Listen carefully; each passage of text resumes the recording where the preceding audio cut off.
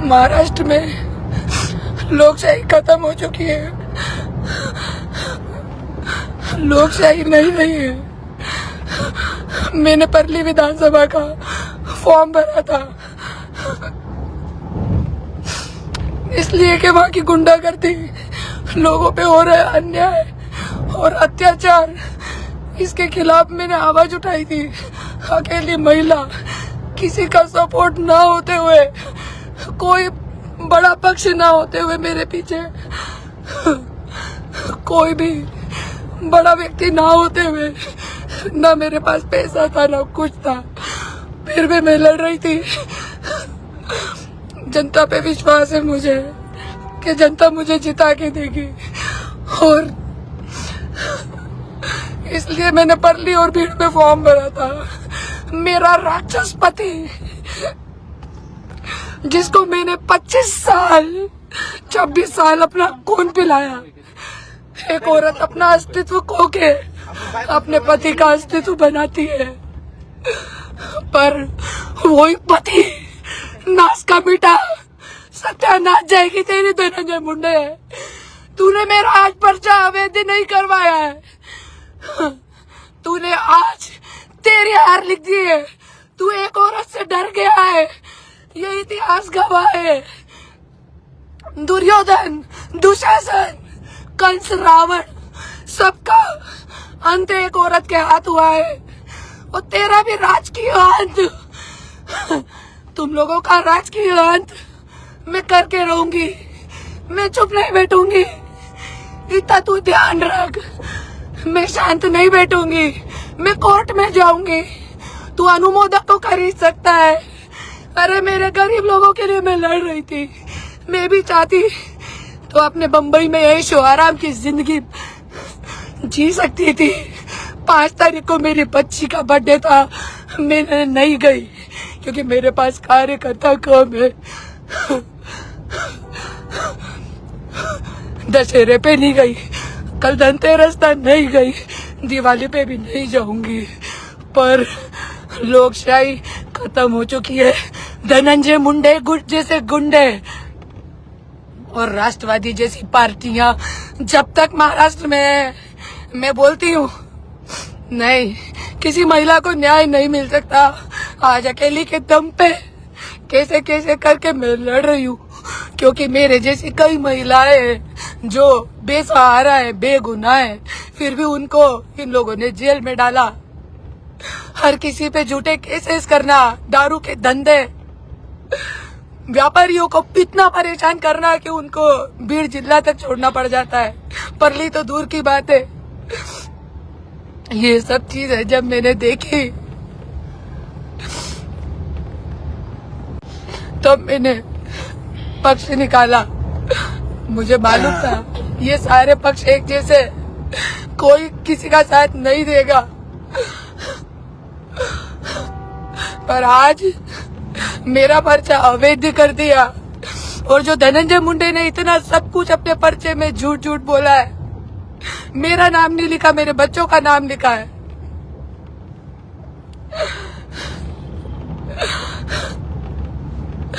लोकशाही खत्म हो चुकी है।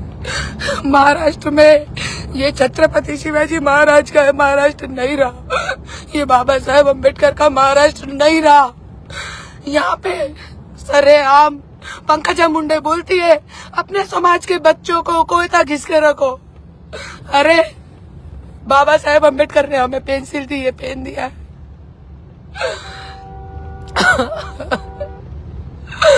धनंजय मुंडे, मैं तुझे कभी माफ नहीं करूंगी।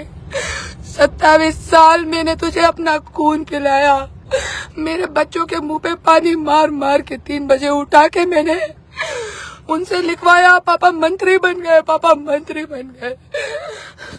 नौकरों से खाना एक टाइम बनवाती थी, वही अपने बच्चों को 3 टाइम खिलाती थी। 18 घंटे तपस्या की तेरे लिए। अरे तेरे में जरा भी मानुसगी है कि नहीं? तेरे गुंडे से तूने मुझे पिटवाया, 3 बार जेल में डाला मुझे, मेरी गाड़ी फोड़ी।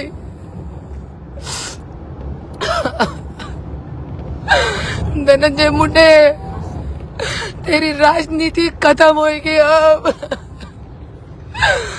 तू मेरे से आज ही हार गया है। तू तो उसी दिन हार गया था मुझसे। मुझे लगा था कि परली में मेरे को फॉर्म भरने के लिए 10 अनुमोदक तक नहीं मिलेंगे, पर मुझे 30 अनुमोदक ने अपने खर्चे से गाड़ी का किराया भी नहीं मांगा और 30 अनुमोदक मुझे लाके एक दिन में दिए। लोकशाही खत्म हो चुकी है। जाति पाति का राजकारण, समाज का राजकारण,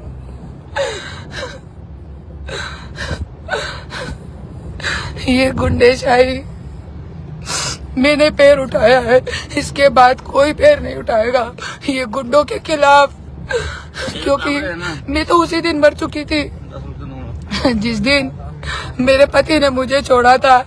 एक पति की छोड़ी हुई औरत की कोई वैल्यू नहीं होती इस दुनिया में, और मेरा पति मेरे लिए पति नहीं, मेरी सांसें था, मेरी आत्मा था। पर जब 3-3 बार मुझे जेल में डाला, मैं पहली बार जेल से निकली वाल्मीकि कराड़ के सामने मैंने अपने पति को आई लव यू बोला।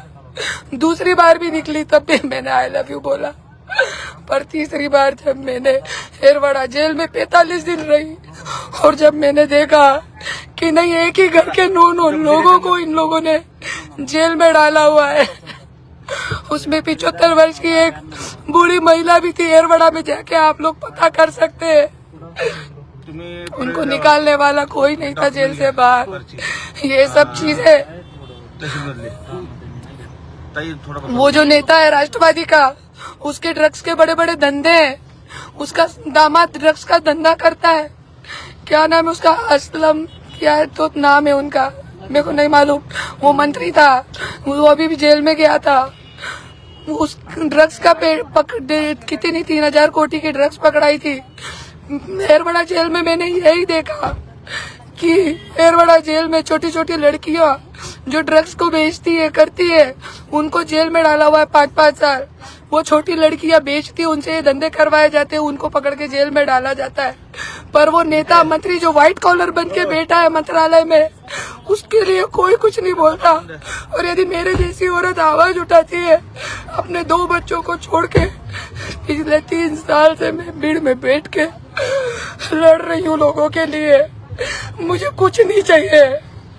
मैंने शपथ पत्र करके दिया था कि मैं अपनी पगार में से भी 1 रुपया नहीं लूंगी, नहीं चाहिए मुझे पगार में से भी 1 रुपया। आपकी निधि आपको पूरी दे दूंगी। कुछ मुझे अच्छा करना था महाराष्ट्र का, इसके लिए मैंने परली में फॉर्म भरा था। धनंजय मुंडे,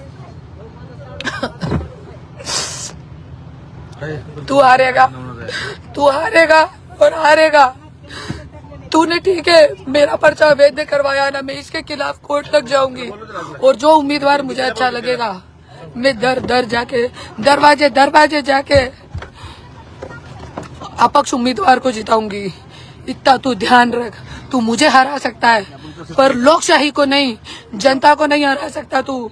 और यदि इस बार जिस उम्मीदवार को मैं पार्टी मत दूंगी, यदि वो हारा तो जनता, मैं आपको बोलती हूँ, पब्लिक को बोलती हूँ कि ये समझ लेना, ये मेरी हार नहीं होगी, ये जनता की, ये वो उम्मीदवार की हार नहीं होगी, ये हार होगी लोकशाही की, ये हार होगी छत्रपति शिवाजी महाराज के महाराष्ट्र की, ये हार होगी बाबा साहेब अम्बेडकर के संविधान की। बस मुझे इतना ही कहना है, बाकी और कुछ नहीं। मैं जितने दिन जिंदा हूँ, ठीक है, यदि मैं मर गई तो मेरे कार्यकर्ता जो हैं, मेरे बच्चों को मेरे पार्टी का उम्मीदवार अध्यक्ष मत बनाना। मेरा जो पक्ष का अध्यक्ष था, जो गायकवाड़ जी हैं, मेरे साथ दिन रात काम कर रहे हैं, रघुनाथ गायकवाड़, नवनाथ अरे भाऊ, इन लोगों को, महेश गित्ते, ये लोगों को, महेश गित्ते, रघुनाथ गायकवाड़, नवनाथ हरे, ये सब लोगों को मेरे पक्ष की अध्यक्षता दे देना। और मेरे पक्ष के, 1 मिनट चुप रहो ना, मेरे पक्ष के जो उत्तराधिकारी रहेंगे, स्वराज्य शक्ति सेना, जिसको एक अकेली महिला ने तिल करके बढ़ाया है, उसके उत्तराधिकारी ये लोग ही रहेंगे। और शकीला ताई, शर्मिला शेलके ताई, ये सब लोग मेरे पक्ष के उत्तराधिकारी रहेंगे। यदि मुझे कुछ हो गया तो उसका जिम्मेदार धनंजय मुंडे और गुंडा गैंग होगी उसकी, जिनका उल्लेख मैंने कोर्ट कचहरी में किया हुआ है।